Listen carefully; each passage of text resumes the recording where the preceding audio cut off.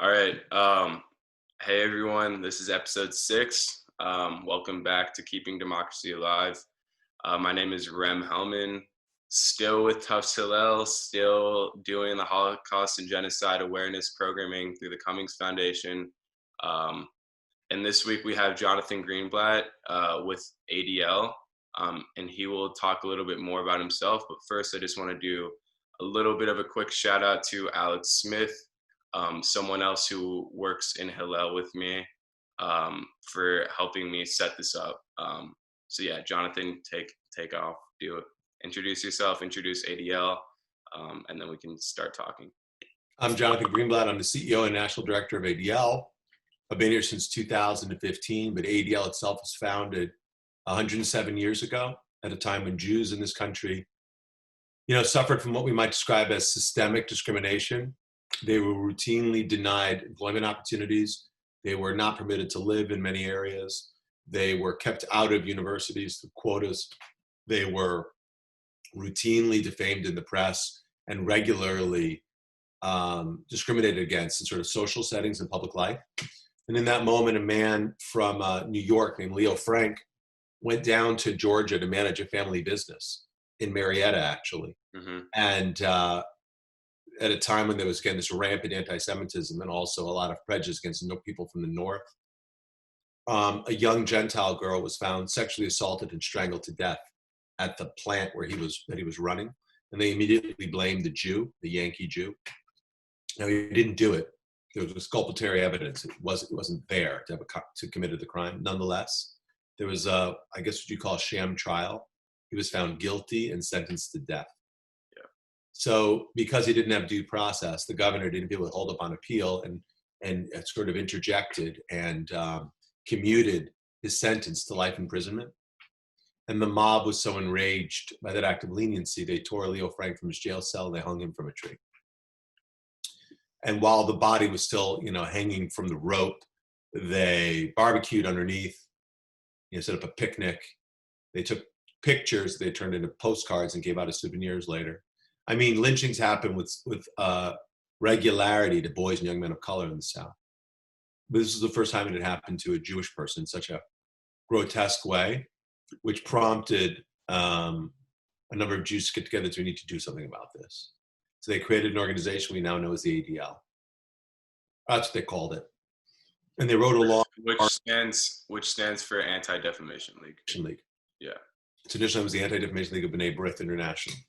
And they wrote a long charter for this new organization. And in it, we would call it maybe a manifesto today. Yeah. And in it are the words that we still use as our mission statement. And again, they're 100 plus years old. They wrote that the purpose of the organization would be to, quote, stop the defamation of the Jewish people and secure justice and fair treatment to all.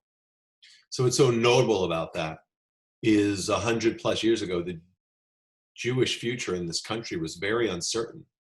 They didn't have the political power or economic resources or social standing that we have today.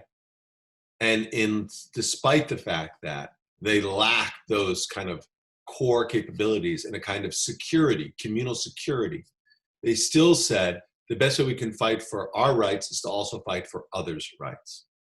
They still said the best way to defend the Jewish people in America is to defend all people.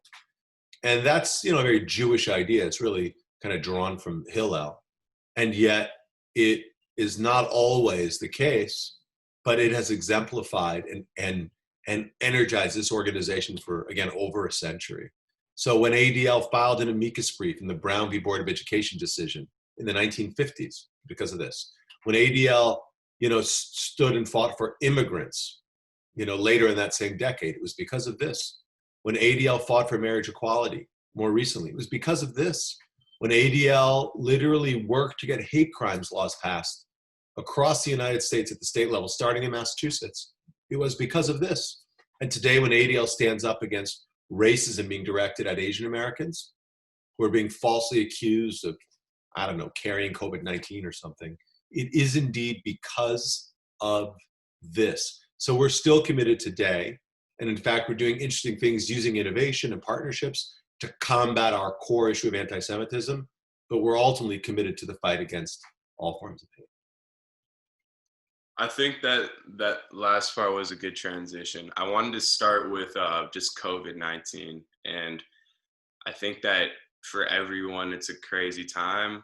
Um, not only in terms of the world situation and the amount of the terrible events that have occurred and the amount of people that have been dying, but also just I mean, I in my first interview with Amy Spitalik, she works for Integrity First for America, um, and they have a similar kind of mission statement, but using the justice system in order to um, bring justice to America and hold democracy, um, keep democracy alive, exactly like the name of this series title. Um, and we talked about the rise of anti-Semitism and bigotry during this time, and I wanted to ask you about that. I wanted to ask you about what steps ADL has been taking during COVID-19, and whether it's been more difficult, and yeah, just generally about COVID-19 and what's been going on and what you guys have been seeing and what you guys want to do in order to um, fight against what you've been seeing. Well, there's a few things. So when we talk about the fight against anti-Semitism, Rem, it has only gotten worse, not better, in recent years. Yeah. So as you may or may not be aware, we just released last week our 2019 audit of anti-Semitic incidents. The ADL has 25 regional offices across the country, and we collect information about anti-Semitic acts, whether it is something that rises to the level of a crime, like an act of vandalism or violence, or harassment, bullying, intimidation, sort of cyber stalking, things that don't necessarily get the attention of law enforcement. We still track it. And in 2019, we actually found the highest total of anti-Semitic incidents we've ever seen in 40 plus years of collecting this information. Does that make you in any way feel as if the work that has been done over the past 107 years with the ADL has gone to waste in a way? No. Or do you think? Look, I mean, American Jews in this country live with more privilege and promise than in any other country in the diaspora. Yeah. American Jews in this country have enjoyed a kind of freedom to pursue our interests in any sphere. Business, arts, culture, politics, Yeah. sports. I could go on. I mean, we have tremendous. We should have nothing but tremendous gratitude for the gifts that America has allowed us to enjoy. In a way, it's the country being true to its constitutional principles. That being said, there have been plenty of democracies who haven't treated us so well. But 240 some odd years in, America has been a great place for the Jewish people. That being said, and not only that, the last 50 years have been nothing short of a renaissance. Mm.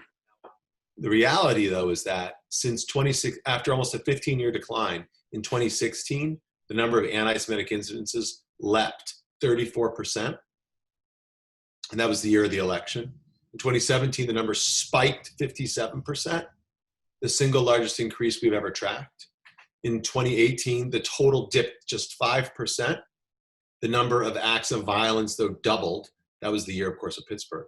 And then last year, we had this 12% increase, the highest total ever, 56% more assaults. Almost 100 people were the victims of violence, including 5 who were killed, one in Poway, 3 in Jersey City, and 1 in Muncie, New York. So I don't think the last 100 years have gone to waste. I mean, I don't have a counterfactual to say, well, what ADL not.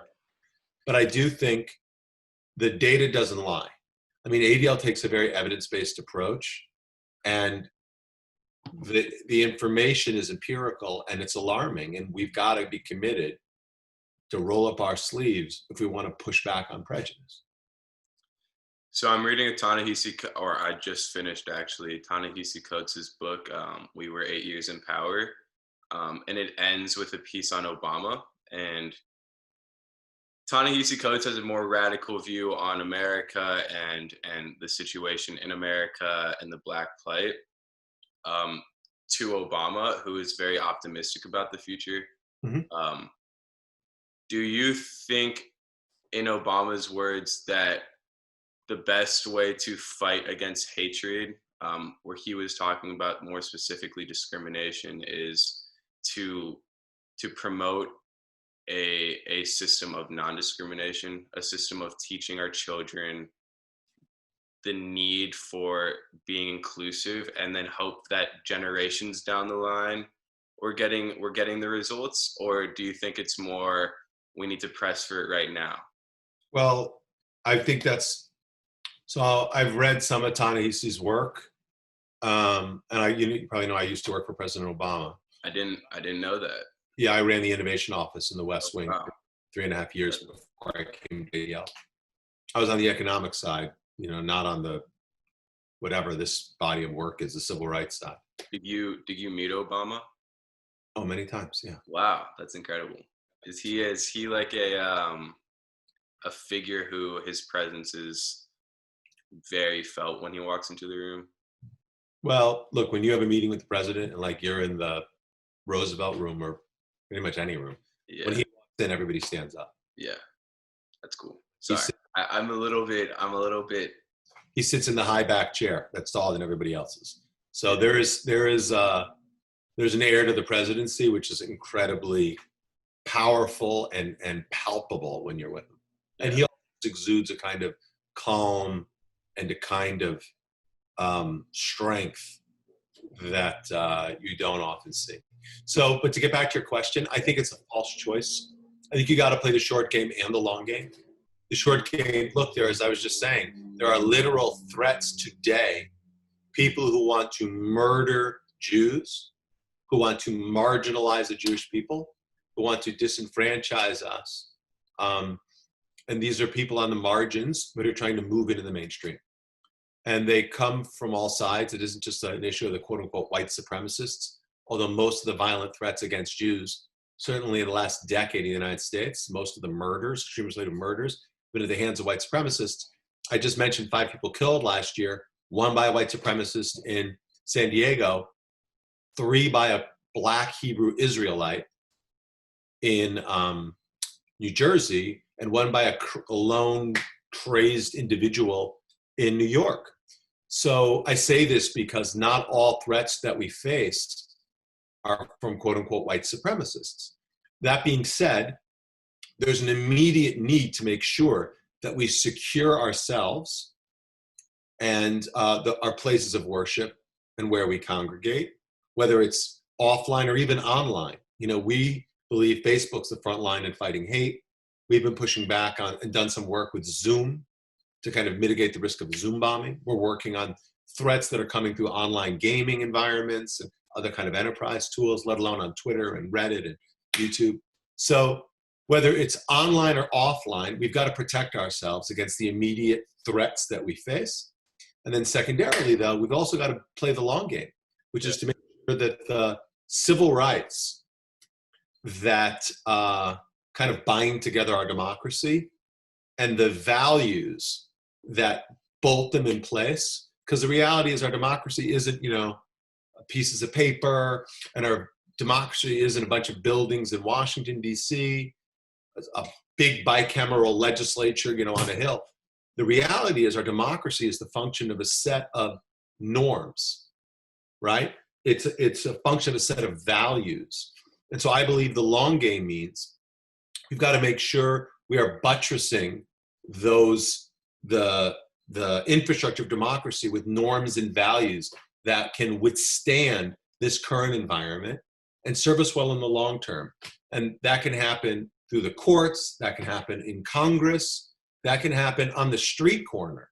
But I think there's a long game to play to make sure that the things that have made our democracy so vital for the last several hundred years and so uniquely, singularly important for the Jewish people are maintained long into the future.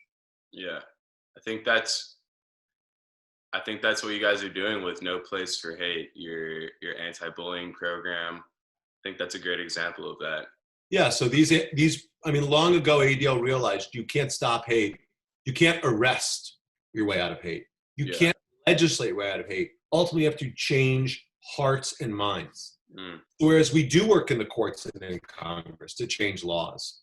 We do work in the court of public opinion to enforce norms. We do work with law enforcement to track the bad guys and put them away.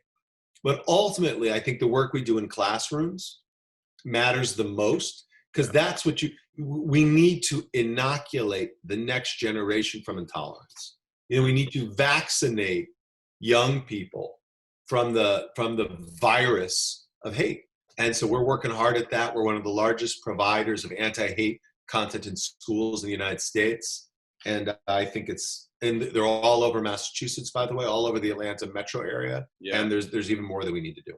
Yeah. No Place for Hate was very involved with my upbringing and my education. Good. Yeah, I think it's difficult. I mean, I guess I'm curious to hear what you have to think. Obviously, that's why I'm talking to you. But I find that it must be quite difficult to have one of the values that you're pushing for as ADL, as Anti-Defamation League, is obviously, as you were talking about, buttressing these core principles of what it means to be America and American, is free speech, right? Like you have free speech, which means that people by definition can speak their opinions on other people, even if that might be mean or might be rude. But how do you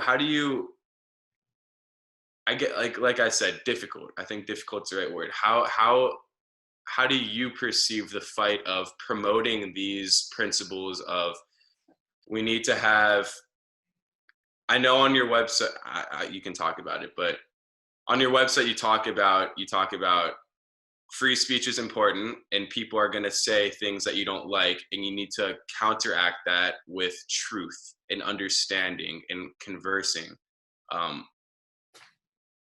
But don't you think that frequently those people who are propagating this hate speech or verging on hate speech don't wanna have these conversations?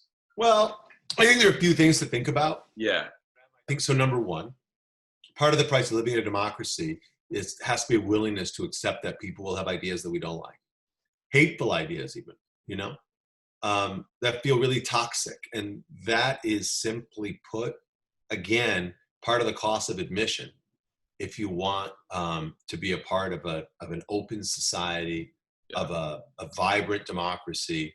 Robust, ridiculously hard debate is part of what we have to do. That being said, there are a few things to keep in mind. Number one, not every place is a free speech zone. So businesses and environments are entitled to enforce values. So if I walk into the Starbucks and stand at the counter and yell nasty anti-Semitic things at the customers, what do you think the Starbucks manager would do? I'd hope kick you out. Yeah, that's exactly what happened. Or if I stood, inside the Target and I yelled at the staff and called them all, I don't know, some derogatory term, some xenophobic term, racist term, what do you think the manager would do? Kick you out. Call me out. Because it's well developed and understood that businesses have a right to preserve the kind of safety and sanctity of their environments for all people, not on the basis of discrimination, but on the basis of a set of kind of deep values of decency and respect. So whether you're in a Starbucks, or by the way, you're on Starbucks page on Facebook.com or on your Facebook app on your phone, like those are businesses, and you can throw people can get thrown out. Yeah. So I think number one, we need to recognize that not all environments are free speech zones. Yeah. It's different if I'm standing in the middle of the Boston Common, I can say whatever I want. But if I'm standing in Miller Hall in the lobby and start saying, anti-Semitic or xenophobic things, I actually can't, and you can get tossed for that. That's number one. Number two, even the stewards of public places that are free speech environments have to exercise accountability. What does that mean? So if at the TCU Senate, some member of SJP start saying ridiculously hateful things about the Jewish state. And typically they use the same myths about the Jewish state that people once used about the Jewish people. Literally, you could do a word search and replace it like the same thing. If you stand there at TCU Senate under the guise of, I want to push a resolution on BDS or whatever, and you say those things, the fact of the matter is that you may be within your rights to do that, but the administration or the president of TCU Senate should show some responsibility. It's up and say, why is this problematic? Why will we allow for this kind of debate? Again, one can argue whether or not this person was saying things that were grounded in truth or that were slanderous, assuming that there's truth. And it's not just libel. But nonetheless, this is why it's so hateful and anti-Semitic and should be called out. Yeah. So number one, not every place is a free speech zone. Yeah. Number two, even the stewards of public places have a responsibility to be accountable. That's really critical and has got to be kept in mind at all times. And so I think if we can keep those basic principles in mind, that will allow us to realize we don't have to sacrifice the right to free speech, but we can show some responsibility to basic values, again, like decency, like equality. Ultimately, Justice Brandeis, who was the first Jewish Supreme Court justice, he wrote about the difference between hateful speech and harmful speech. Hateful speech is stuff you don't like. Harmful speech is where it actually might cause someone, to be injured or hurt. And that's where you absolutely, public or private, have to draw a line. I like that. I've never heard that. I want to pivot the conversation because obviously we're limited on time. Just criminal justice reform. I know that's something that you guys do at ADL and are involved with. And I'm curious just for you to speak on that generally. I mean, number one, I think there are other organizations that do far better work than ADL does on this issue. Yeah.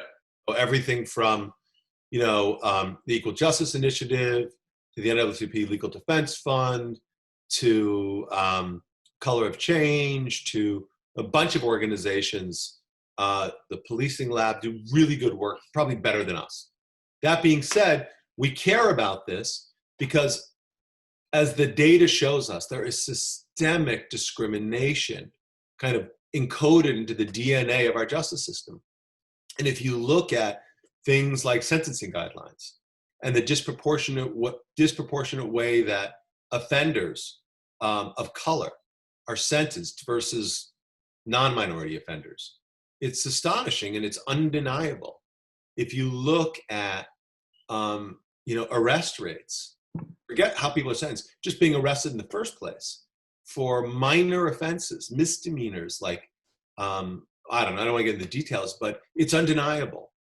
And we have in Georgia just a couple weeks back when the video surfaced of the Ahmaud Arbery case, which was essentially a modern day lynching. Yeah. And the idea that there could be an environment where people feel that it's within their rights to chase after an unarmed black man with a shotgun and shoot him down in cold blood. It's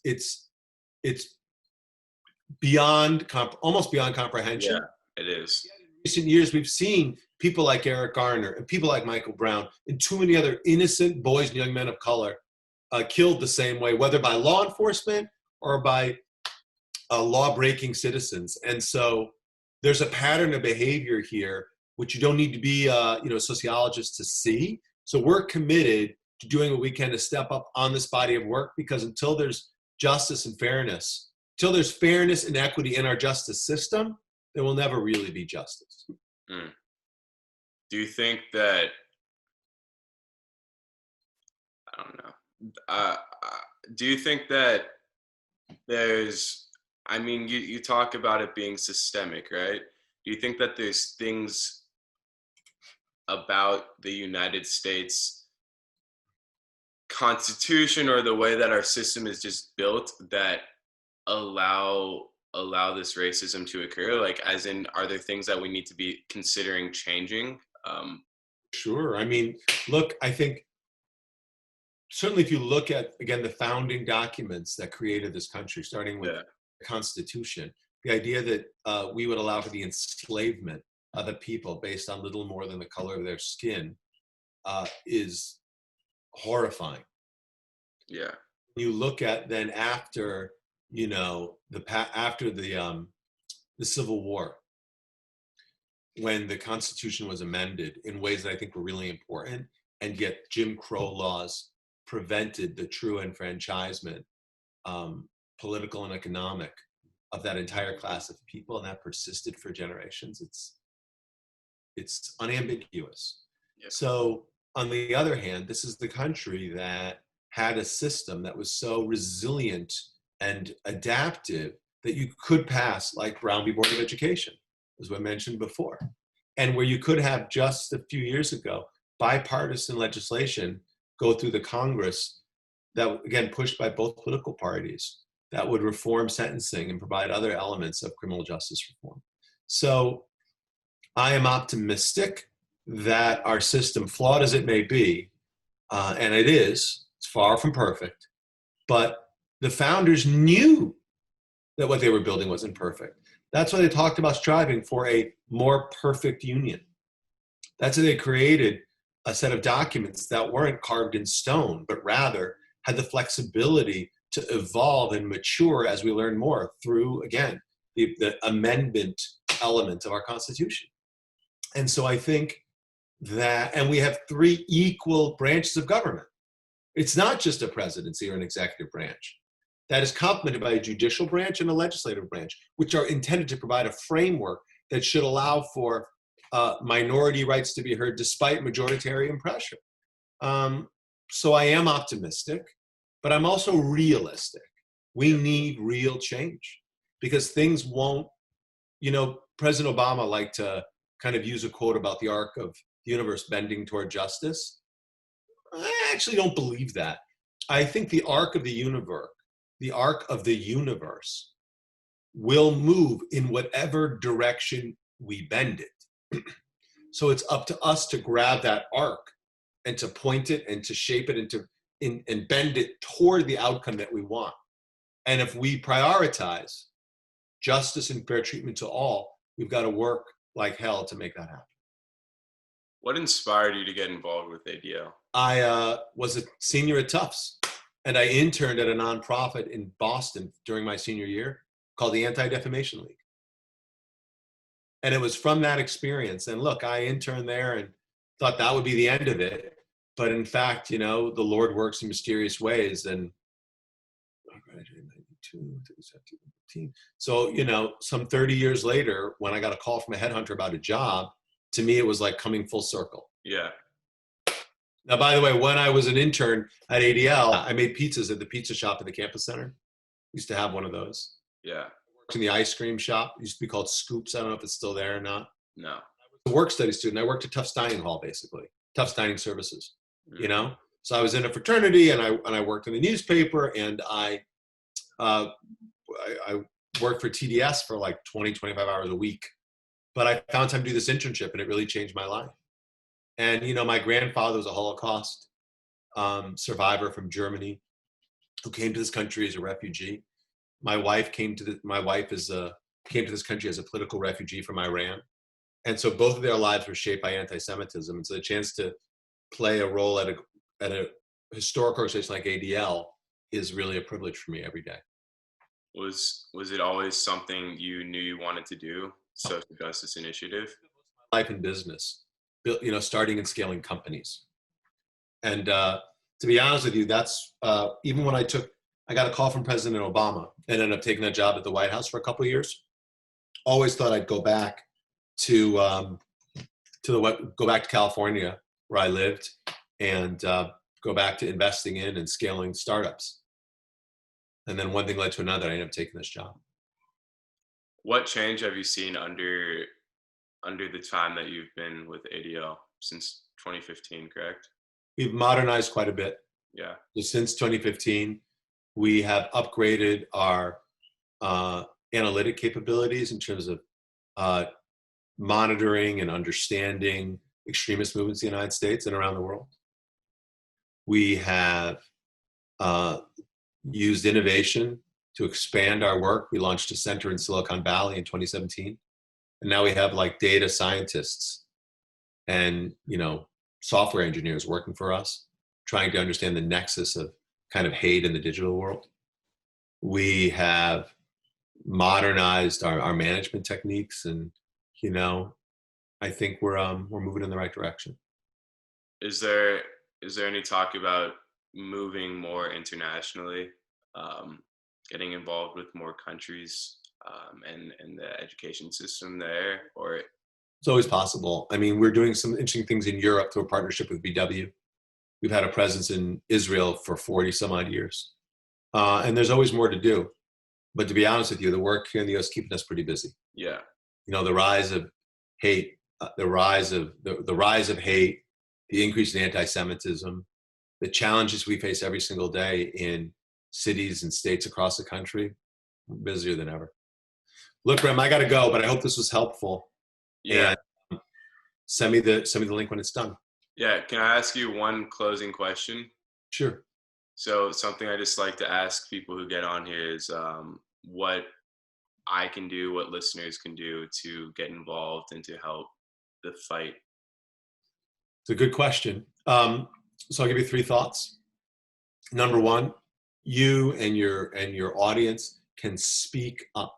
So when you see hate happen, don't stand down, don't look away, don't brush it off.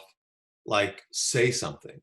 Whether it's a comment, in a classroom or in the campus center, or a hateful post on Facebook, or a egregious tweet on Twitter. Flag it, tag it, say something. That's something everyone can do. If you hear about an anti-Semitic incident, report it. Go to adl.org and report the incident. You can just do that right off the homepage. That's number 1. Number 2, share facts. So you got to resist the temptation to get over emotional, act hysterical, send out ridiculous memes and, crazy videos, and the kind of juvenile behavior, which at best polarizes, at worst actually inflames. Like, don't do that. I would suggest, sharing facts means focus on the data. Don't get overly emotional. Turn down the volume. And then number 3, in addition to speaking up and sharing facts, show strength. So strength means not running away from the problem, but running right toward it. So again, like we were talking earlier about ADL's work, as a Jewish man, I got to tell you, I think racism is not just the problem of Black people, it's my problem too. Racism is not just the problem of Asian American people, it's my problem too. So we need to find ways to show strength by standing with others and sort of living this basic concept that I told you was at the core of the founding of ADL, that American Jews would only be safe when all American people are safe. Mm-hmm. And I think we can live that in our day-to-day lives, no matter who we are, no matter where we're from, no matter how we pray, no matter who we love. We've got that potential, and it's up to all of us to realize it. Jonathan, thank you so much. I really appreciate the time. Best of luck. Yeah, have a good one. Bye. Bye.